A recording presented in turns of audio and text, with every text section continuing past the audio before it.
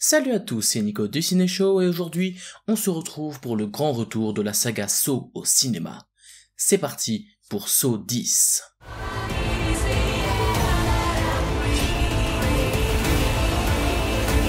Live or die, the choice is yours.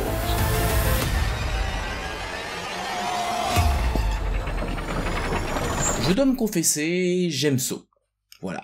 Enfin, pas toute la saga, hein, faut pas déconner. Saw est un film qui a totalement révolutionné le genre. Sorti en 2001, le film raconte l'histoire de deux hommes enfermés dans une pièce et attachés qui vont devoir prendre des décisions irréparables pour s'en sortir. Le tout avec un cadavre se situant dans la même pièce. Grosse ambiance. En parallèle, on va suivre l'enquête de policiers qui vont devoir faire face à un tueur en série machiavélique et particulièrement méthodique, Jigsaw. Ce personnage désormais culte, incarné par Tobin Bell, se caractérise par sa voix iconique, son phrasé unique, ses pièges tordus et sadiques, et son aura d'esprit vengeur qui ne fait du mal qu'à ceux qui ont fait du mal. Un antagoniste marquant qui restera le point fort de la saga. Le premier Saw réalisé par James Wan est loin d'être aussi débile que ce que la réputation de la saga laisse penser. Les pièges sont horribles mais pas forcément trop exagérés, tout comme l'hémoglobine présente mais pas autant que dans le futur. Le film est bien écrit, les personnages d'eux-mêmes qui ont des motivations compréhensibles et des évolutions satisfaisantes, bien aidés par la très bonne interprétation des acteurs. Et aussi, chose qui se perdra malheureusement à l'avenir,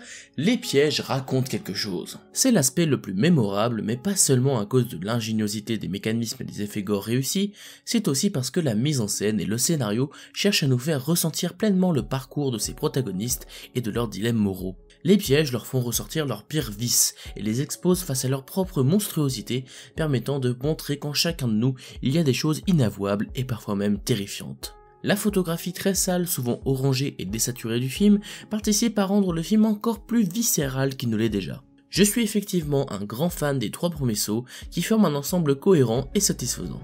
Ils restent imparfaits mais sont très divertissants et pertinents, avec des pièges aussi tordus qu'intéressants. Malheureusement, ça ne va pas durer. L'appât du gain étant très présent, les trois premiers films ayant beaucoup rapporté au vu de leur faible budget, la saga va s'étendre sur plus de 10 films, oui j'ai bien dit 10 films, à la qualité plus que discutable. Si tout n'est pas à jeter, notamment Saw 6, haha, qui arrive à retrouver un semblant d'intérêt, ou Spiral qui a tenté un renouveau assez foiré il faut le dire, même si je n'ai pas boudé mon plaisir durant certains passages, le reste de la saga est, soyons honnêtes, assez risible. Que ce soit dans l'écriture de son scénario, en roue libre, nous balançant plus de twists que toute la filmo de Shyamalan, des pièges de plus en plus ridicules et ne racontant presque plus rien sur ses personnages, misant uniquement sur un gore régressif, des personnages encore plus vides de film en film d'ailleurs. Certes, les persos des premiers films étaient assez caricaturaux, mais ils avaient la décence d'avoir au moins une personnalité et aussi un cerveau. Bref, je ne vais pas rentrer dans les détails, mais en dehors de la trilogie originale, je dois bien dire que même si je m'amuse par moments, la saga est totalement dénuée d'intérêt.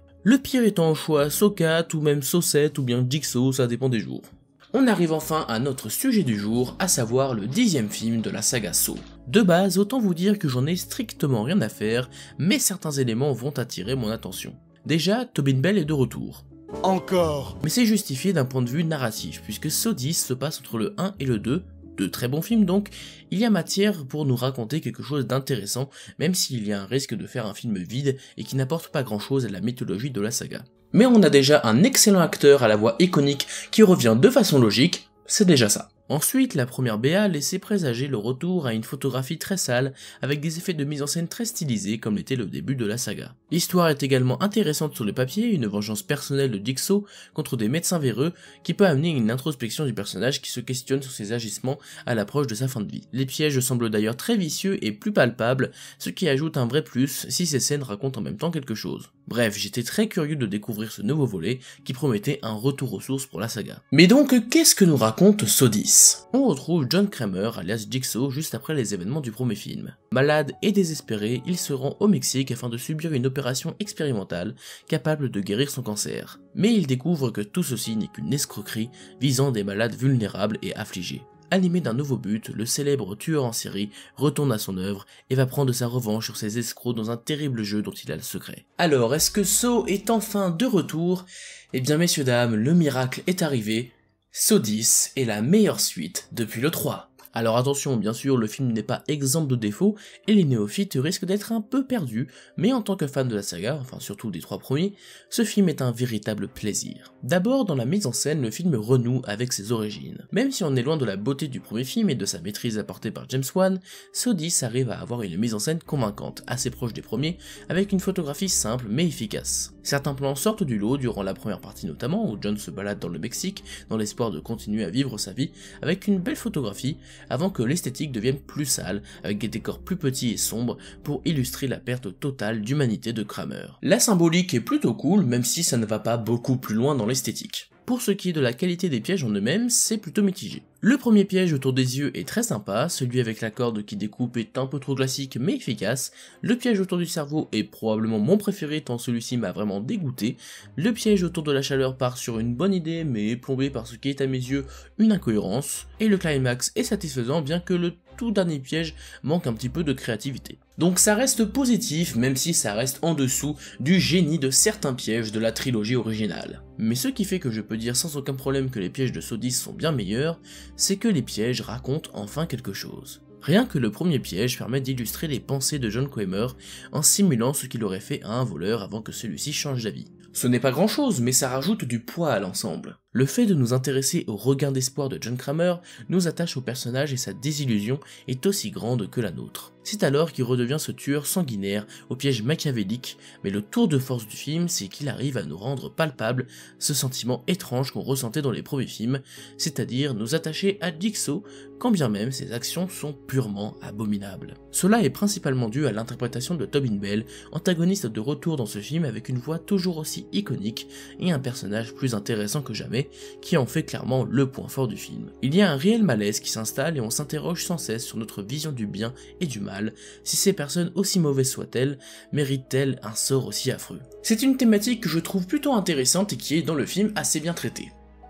Je répète, un film Saw raconte quelque chose, vous vous rendez compte ? Bon après c'est peut-être un très bon saut, mais ce n'est pas pour autant un très bon film d'horreur. Déjà il a quelques incohérences par-ci par-là, qui ne dérangent pas plus que ça, mais qui sont tout de même assez dommageables, et qu'il faut remarquer. Beaucoup de clichés tachent la narration, notamment les méchants qui sont vraiment méchants, avec un jeu parfois assez caricatural, les personnages sont pour la plupart très génériques, et l'ensemble manque cruellement de subtilité, même l'arc de Jigsaw. Le film est également trop inscrit dans la saga, ce qui fait qu'un néophyte ne devrait vraiment pas apprécier je pense cette histoire, au rythme particulier, et avec pas énormément d'action et d'hémoglobine. J'ai trouvé que c'était bien géré de mon côté, mais pas sûr que ce soit le cas pour tout le monde.